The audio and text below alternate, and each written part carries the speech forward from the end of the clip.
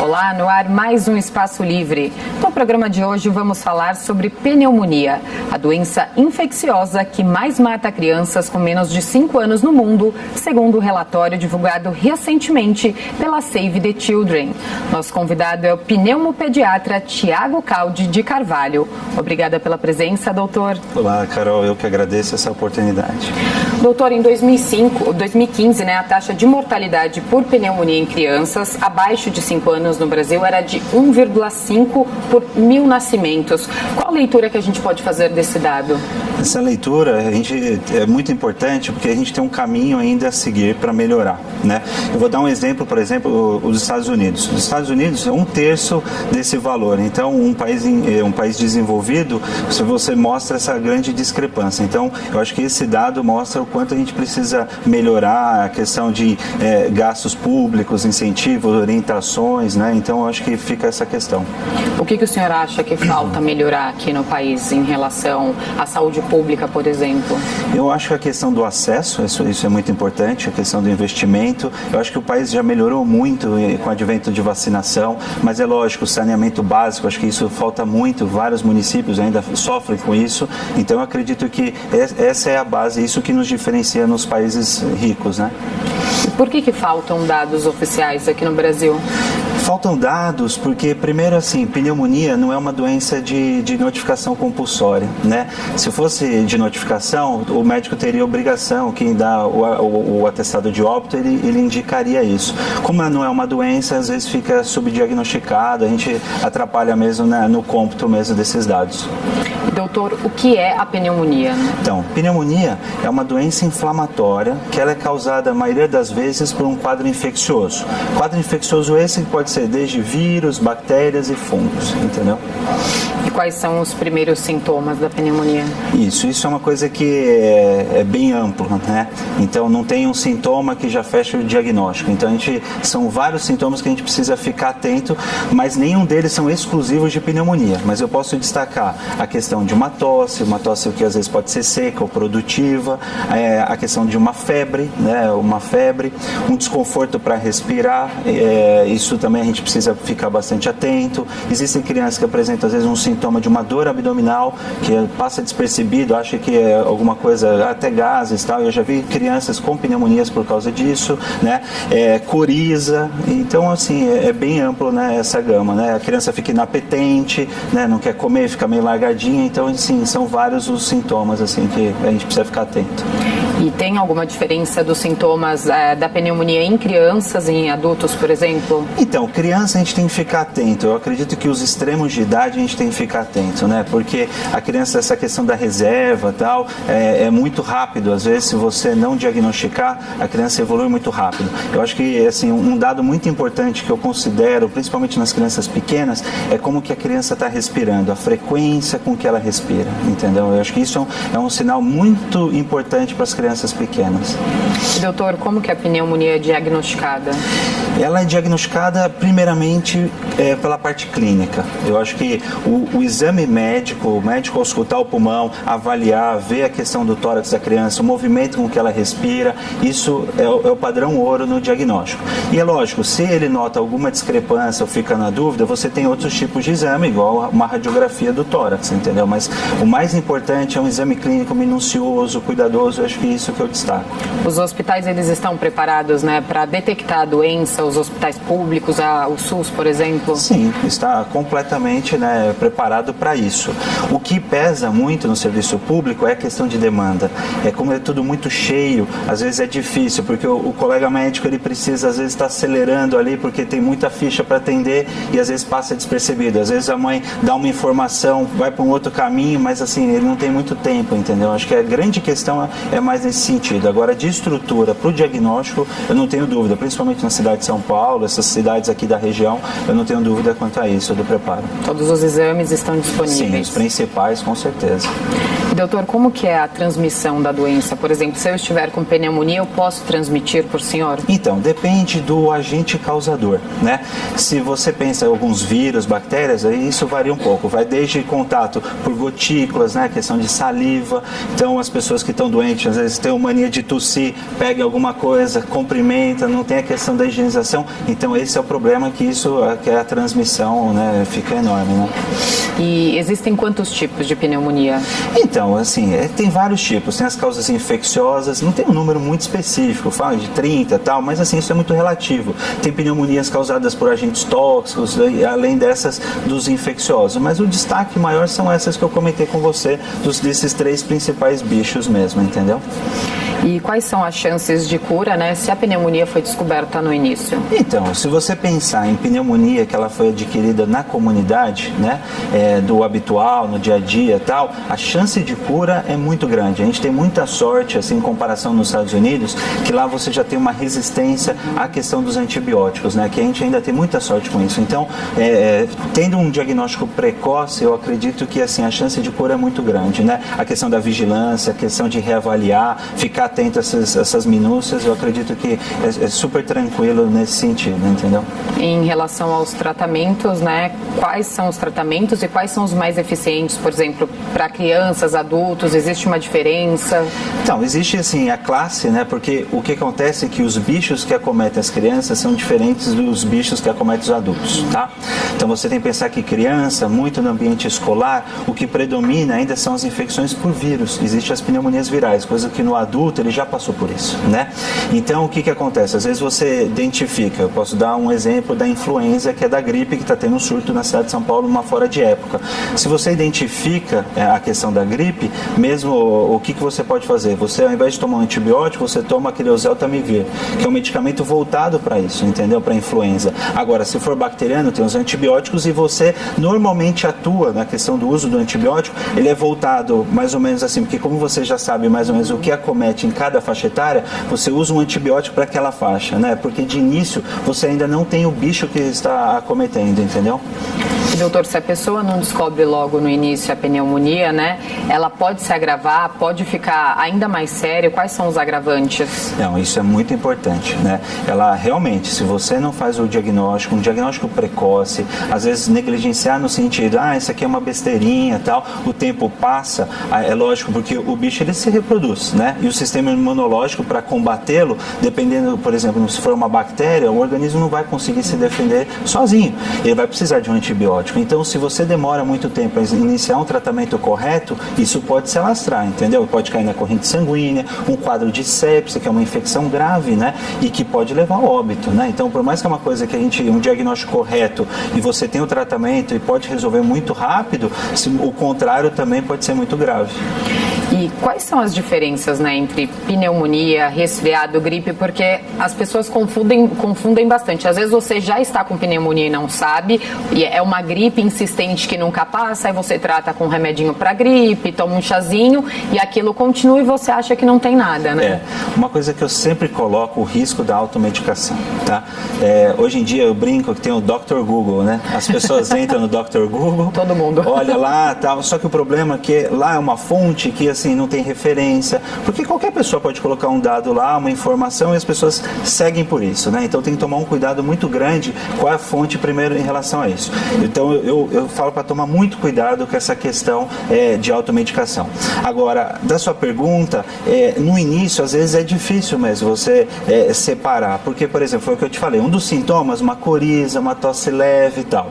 Mas o que você tem que ficar atento é justamente os extremos, né? Então a criança fica muito largada, aquela febre muito alta, aquela respiração muito ofegante, a criança lá não quer comer nada, acho que esse é um sinal de alerta, entendeu? Que você deve procurar um médico. Lógico, uma coriza, a criança está super bem, está destruindo a casa, tal, assim, eu acho que às vezes você espera um pouquinho, tal, às vezes é uma coisa comum, às vezes você olha em casa, tem outras pessoas com um quadro muito semelhante.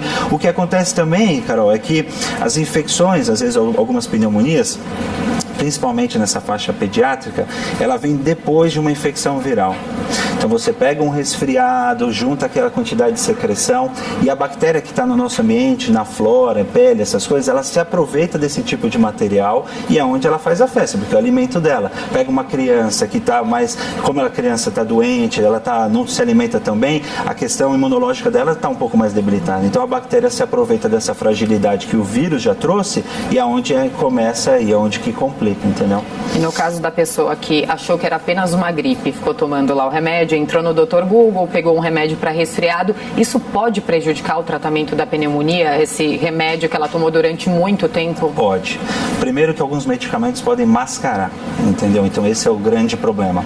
E o outro medicamento que as pessoas adoram são os antitussígenos, né? Porque um sintoma que às vezes se você for conversar com os pediatras principalmente, o que aflige a mãe é a febre e a tosse. Não tem coisa que a mãe fica mais desesperada do que a tosse, entendeu? Porque fica a noite tossindo, ela está no trabalho, a hora que chega em casa, à noite a criança não para de tossir, então é uma coisa que aflige muito. Então você vê que vende-se muito esse tipo de medicamento e as pessoas não sabem que o antitussígeno, ele pode agravar o quadro. Por quê? Porque a tosse, muito pelo contrário do que as pessoas imaginam, é um mecanismo de defesa do nosso organismo, tá? Você tem algum irritante, você inala, você precisa jogar aquilo para fora. Se você inibe essa tosse, o que acontece? O bicho agradece, porque ele vai ficar lá, tá ótimo, comida abundante, e aí, não entendeu?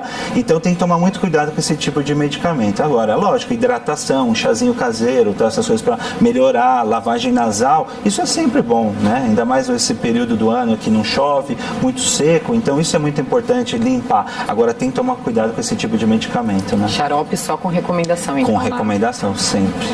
Doutora, a gente estava conversando antes do programa sobre princípio de pneumonia, né? Que o senhor falou que não existe, que quando constatam isso, ou é ou não é pneumonia. Eu já tive um caso, eu estava conversando com o senhor, que foi detectado um princípio de pneumonia que o senhor falou que não existe, né? Tem que tomar muito cuidado com isso também. Isso, Isso tem que tomar cuidado por vários motivos, né? Então, por exemplo, chega assim algumas mães no meu consultório, doutor, estou desesperada, meu filho é frágil, já teve 20 pneumonias. Eu falei assim, 20 pneumonias? Ele falou assim, 20, doutor. Eu falei assim, você tem essas imagens, né? Daí as mães me colocam essas imagens. Quando você começa a avaliar a radiografia, a maioria das vezes é uma inflamação e nem pneumonia é. Então essa questão, esse ameaço, a mãe já leva em consideração esse tipo de questão da pneumonia. E você tem que tomar um cuidado porque pode ir para os dois lados, tá? Ou você leva em consideração que a criança é super frágil, que fica doente toda hora, tem 1000 pneumonias, uma imunodeficiência, ou você leva em consideração porque por ser leve o início, às vezes as mães ficam tranquilas demais e às vezes esse é o problema. Às vezes ela fala, não, o médico falou que só que é um início, uma ameaça, então ela fica tranquila e às vezes come bola nesse sentido. Então eu sempre reforço, né? Não existe ameaça começo. Se existe uma coisinha, já é pneumonia. Sendo pneumonia, tem que tratar. E se tratando, a gente tem que ficar atento com a questão da evolução. E às vezes a mãe ouve isso do médico, porque às vezes o diagnóstico é muito precoce, é difícil mesmo, mas a mãe tem que questionar o médico e tem que te dar essa certeza. Essa certeza é muito importante no tratamento e na condução. Doutor, nós vamos continuar falando sobre o assunto daqui a pouco. Vamos para um rápido intervalo e já voltamos com mais Espaço Livre. Até já!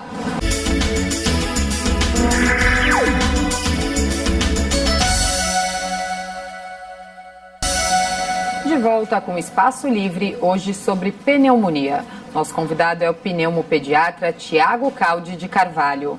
Doutor, a gente já falou bastante, né, dos sintomas iniciais da pneumonia. Quais são os outros efeitos, né? Tá, então, partindo essa parte inicial que a gente comentou, aqueles sintomas, né, a gente tem que ficar atento com a questão da evolução e os sinais de complicação, né? A criança, a questão do desconforto respiratório é o que eu pego muito firme disso, né? Porque a questão da febre que não cede é muito importante. Às vezes iniciou a questão do tratamento, o médico entrou com um antibiótico. Depois de 48, 72 horas, a criança tem que estar muito melhor. Lógico que uma tosse, ela pode ainda continuar, né? Agora, o desconforto, ela tem que estar um pouco mais animada. Então, os pais têm que ficar atentos, principalmente nessas primeiras horas ali do tratamento. É lógico que o tratamento não é imediato, porque às vezes a mãe já deu uma dose, já acha que a criança não pode ter febre, não pode ter cansaço, e não é bem por aí. Demora um pouquinho, mas também assim, tem que ficar sempre em vigilância. Viu que está passando aí 48 horas, ou mesmo nessas 24, a criança piorou, tem que levar, entendeu? Agora, se fica nesse período, a criança está meio que patinando, eu sempre recomendo levar para o pediatra, poder fazer uma análise de novo, se precisa acrescentar alguma coisa, modificar a questão do caminho do tratamento. No caso dos adultos é mais difícil para acompanhar essa evolução, porque adulto não para, né? Quer trabalhar, acha que não está doente. Então, esse é um problema, né? O adulto precisa também repousar, isso é muito importante para a questão do tratamento, isso é essencial, né? O adulto já é mais relutante em relação à questão do tratamento, de adesão, né? Usa errado, então é importante reforçar isso para o adulto, a gravidade, né? Então, dependendo dele, porque ele vem de uma geração que às vezes não foi vacinado, não tem a questão preventiva, às vezes que a gente fica muito na criança, mas o adulto não tem isso, né? Então a gente tem que ficar reforçando sempre em cima mesmo, para procurar seu clínico e tal, isso é essencial. E em quais casos é necessária a internação? Internação é assim, então a questão do desconforto, quando a questão é muito grande, a gente tem grande chance. Se eu pegar extremos de faixa etária, tá? Então, por exemplo, os idosos, pega criança de 2, 3 meses, a gente precisa, na maioria das vezes, precisa internar. Às vezes a criança não tem condição de tomar o medicamento, né? Por via oral. Às vezes ela está vomitando ou está tão cansada que um grande receio é que quando a criança respira muito rápido, ela ingerir alguma coisa e ela broncoaspirar. E daí é uma coisa muito mais grave, né? Então, que vai para uma UTI. Então, eu fico sempre atento a isso, a questão do desconforto. Se você viu a questão de uma cianose, então você viu a extremidade mais roxinha, é lógico, para chegar a esse ponto de você ver isso, já é uma coisa muito já extremo. Mas então tem que ficar atento a esse tipo de sinal, né? Então, questão de faixa etária, dependendo de algumas comorbidades. Existem crianças de risco. Então, se você pegar um asmático, ele tem mais chance de complicar. Tem outras doenças, fibrose cística, anemia falciforme, então tuberculose. Então essas pessoas que já têm uma doença ou estão em tratamento desse tipo de doença, a gente tem que ficar mais atento ainda com a questão da pneumonia, porque elas podem complicar muito mais rápido, entendeu? No caso das crianças com menos de 5 anos e nos idosos, a doença é considerada mais grave? É considerada mais grave. É lógico, se for um quadro viral, pode até não ser, mas a gente tem que ficar muito atento justamente na questão desses extremos de idade, né? E eles estão no grupo de risco da pneumonia ou tem mais gente? Tem, então, como eu te falei, as pessoas que têm aquelas comorbidades, já existe uma doença, né? Por exemplo, um diabético, por exemplo, ele entra num grupo de risco por causa do sistema imunológico. Você pega crianças que têm uma imunodeficiência, a parte de imunidade dela é mais frágil, isso dela mesmo, então a gente tem que ficar atento a essas pessoas que já apresentam uma comorbidade, porque elas também entram no grupo de risco.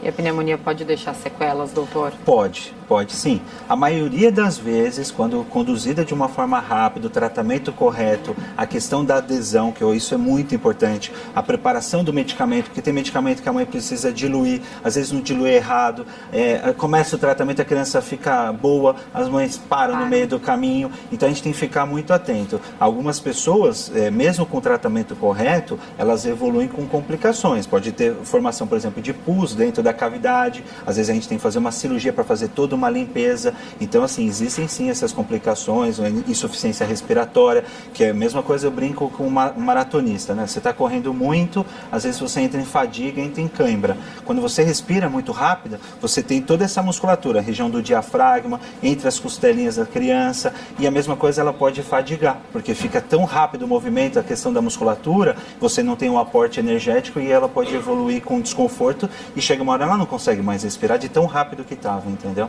Então a gente tem que ficar atento a essas complicações. Doutor, então independente da melhora, né, da pneumonia, o tratamento tem que ser seguido até o final? Sempre, até o final. Tá? E em alguns momentos você precisa até modificar, né, o caminho, associar alguma coisa, mas eu sempre reforço. Teve esse diagnóstico, conclua. Pode até gerar uma dúvida, será que eu não estou usando demais, tal, mas assim, na dúvida, siga. Porque às vezes os pais têm receio, estou dando antibiótico, tal, malefício do uso. Mas eu vou ser muito sincero, o problema é você ter o bicho, uma bactéria lá, e você não utilizá-lo, entendeu? De forma correta. Doutor, tem algum caso em que a pneumonia ela pode ser uma doença silenciosa? Então, isso aí as pessoas comentam muito, mas eu não concordo, sabe? Eu acho que essa parte silenciosa, não. Ela pode, às vezes, no estágio que você encontra, ela ter poucos sinais, mas normalmente ela vai te apresentar alguma coisa que vai te colocar um sinal de alerta, isso desde o início, entendeu? Agora, silenciosa, isso, na minha opinião, não existe. A gente falou das crianças e dos idosos. Nos idosos a gente tem que tomar o mesmo cuidado, né? Que a gente toma com as crianças, porque é mais grave. Isso, a gente tem que tomar, porque às vezes aumenta a questão das comorbidades, né? Então, eu sempre reforço, principalmente nos extremos, a questão das vacinas, porque o governo fornece inúmeras vacinas para os extremos, né? Coisa que às vezes para o adulto que não tem nenhuma comorbidade, ele não tem acesso, né? Pela via pública, lógico. Pela via particular, se ele tem um interesse, você consegue. São as vacinas pneumocócicas? Isso, a gente tem que levar em consideração o seguinte, tem a vacina da gripe, né? Porque se a gente tem uma pneumonia de causa viral, é importante você vacinar, tá? Então, eu reforço a questão da vacinação, que ela sempre ali, março, abril, maio, você inicia a questão da campanha, e a questão da vacina da pneumonia, que eu acho que esse foi um grande avanço no nosso país, que desde 2010 ela entrou no calendário, né? Antes disso, se você olhar a nossa geração, a gente não tinha essa vacina. Então, por isso que às vezes é até pior para o adulto, porque a gente não foi vacinado. Agora, a criança não, ela já entrou, essa vacina, desde 2010, ela está no calendário vacinal. Então, é importante tomar essa vacina porque ela ajudou e muito. E ela está sendo um dos motivos que aquela incidência vem diminuindo com o passar do tempo mesmo. Principalmente pelo pneumococo, que é um bicho que causa, né? É o principal causador, né, da pneumonia. Mas tem outras vacinas. Tem o hemófilos, que é uma outra bactéria que está na campanha de vacina. Ela é associada a outros componentes de vacina com 2, 4 meses e tal.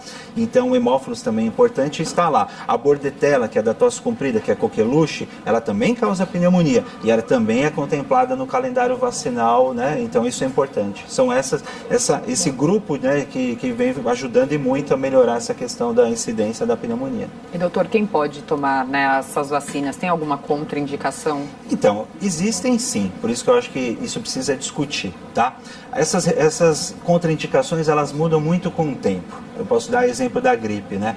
Até um tempo atrás era muito colocado a alergia, a questão do ovo, porque no processo, né, de formação da vacina, você precisa usar. Então, pessoas que têm uma alergia muito grave, que evolui até com uma anafilaxia, que é aquelas pessoas que às vezes ingerem alguma coisa, até fechamento de glote, né? Algumas pessoas às vezes têm mais restrições. Então, por isso que tem que ficar atento. Normalmente, essas vacinas são muito seguras, os efeitos colaterais são muito tranquilos, né? Então, assim, não são vacinas, por exemplo, que o bicho é vivo, né? São partes dele, então são mais tranquilas mesmo para a pessoa receber. E a vacina é a única forma de prevenção? Não, a gente tem que pensar o seguinte, como fatores de risco, né? Uma das coisas é questão de, por exemplo, escola, creche, aumenta o risco. Por quê? Às vezes você pega numa época mais fria, as pessoas têm mania de fechar e trancar tudo, né? Então, se alguém está doente, porque a gente sabe, a gente já sabe o seguinte, que hoje em dia com esse mundo moderno, pai e mãe trabalham, né? Então não tem como deixar a criança.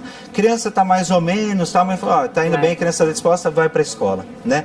Daí tem uma professora para um monte de criança, ela pega em um, pega no outro, ambiente fechado, e isso esses bichos adoram. Então é sempre importante, é lógico, se a criança está doente, os pais tentarem o máximo deixar essa criança em casa, né?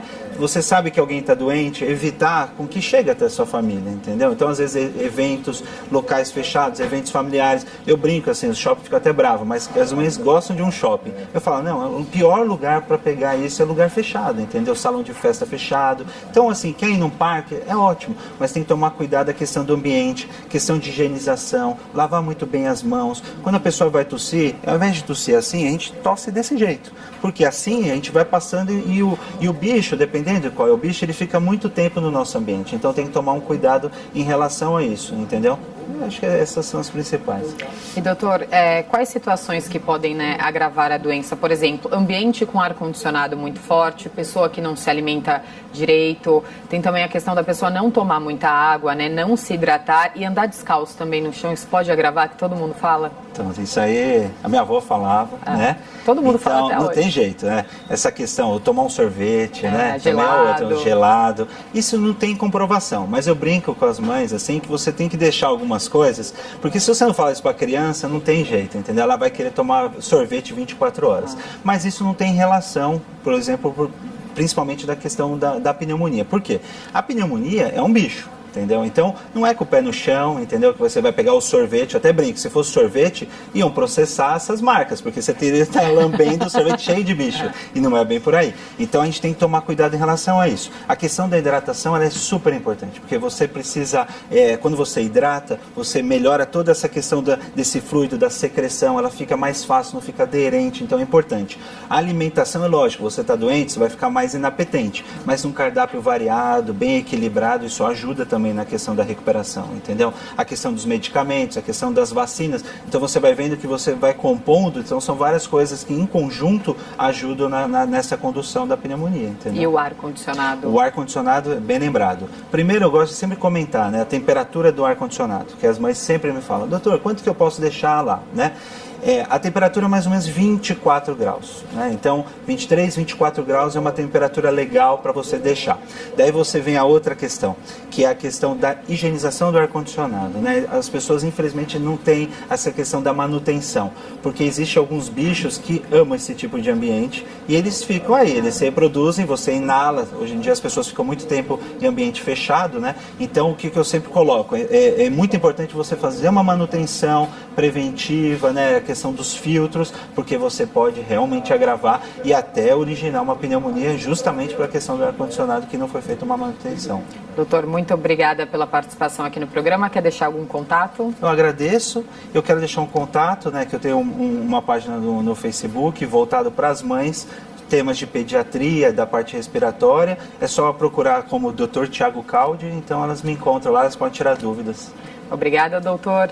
E o Espaço Livre de hoje fica por aqui. Até o próximo programa. TV Câmara São Paulo, a política da cidade passa por aqui.